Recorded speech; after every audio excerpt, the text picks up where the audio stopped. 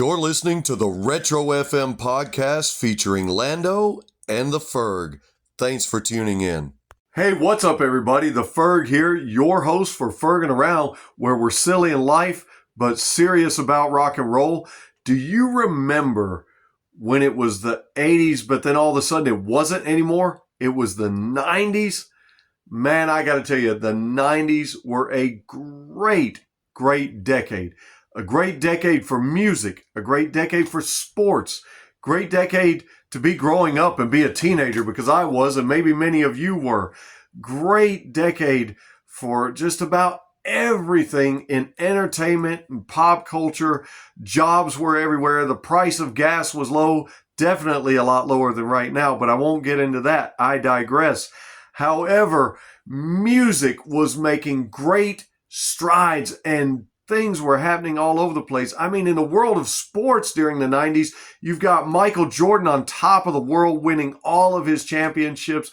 And you got to believe that I was loving that. Those of you that know me, Mark McGwire was making records and hitting 70 home runs, which would later be beaten by Barry Bonds in the 2000s.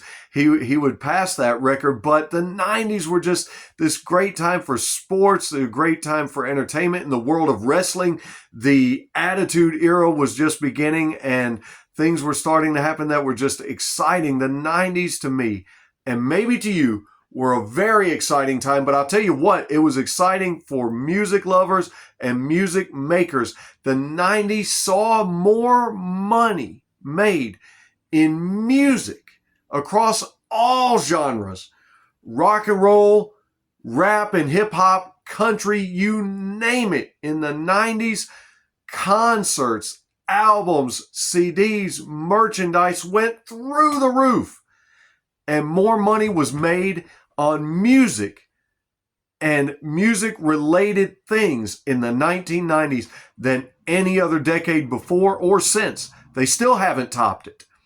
And right as the 90s were beginning in the world of rock and roll, for those of us who are rock heads and metal heads and those of us who are listening to hard rock, Guns N' Roses was probably the top band, the most badass band that was out there kicking ass and doing it and selling out shows and selling albums and records.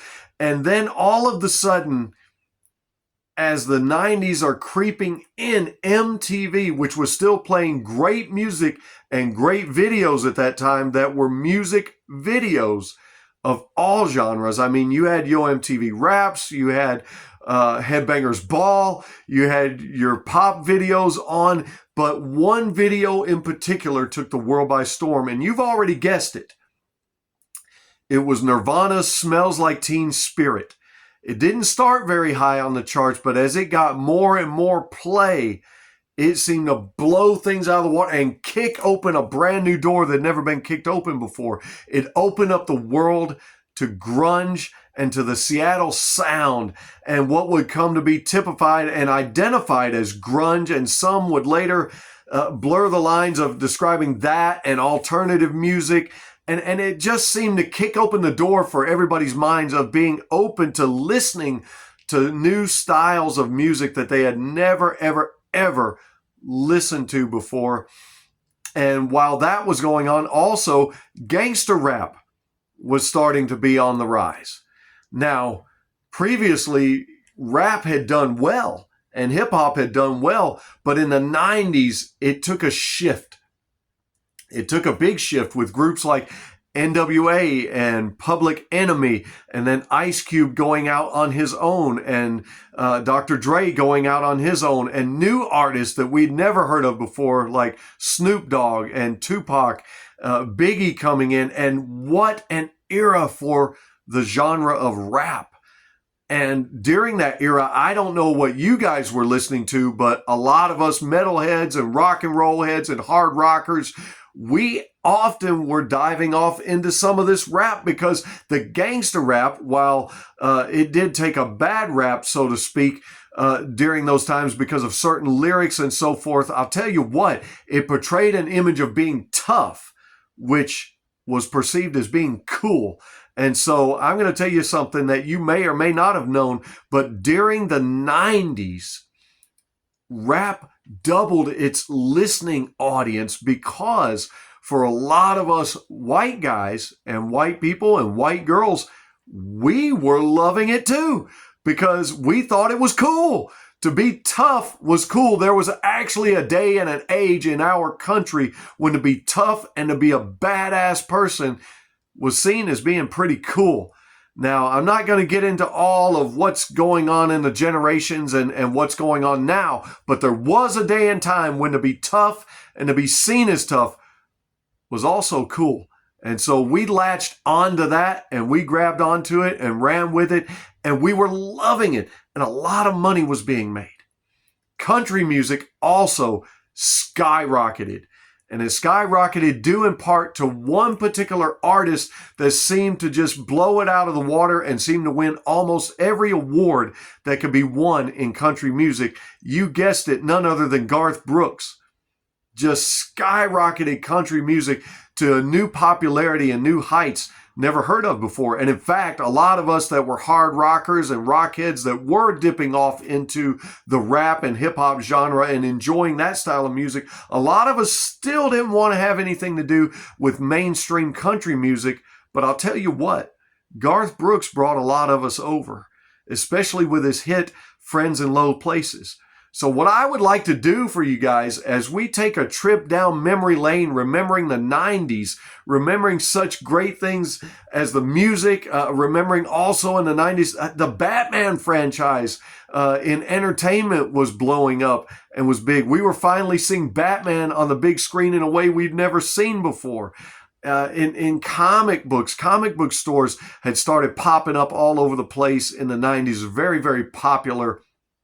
Almost everything and anything you could think of that was popular was popping in the 1990s. It's a great decade and a great decade for entertainment, sports, and definitely music. And as we talk about a lot of music here on Fergin Around, we're going to take a journey. If you'll go with me, what I would like to do is spend several videos, and it's going to take quite a while to get from 1990 all the way to 1999.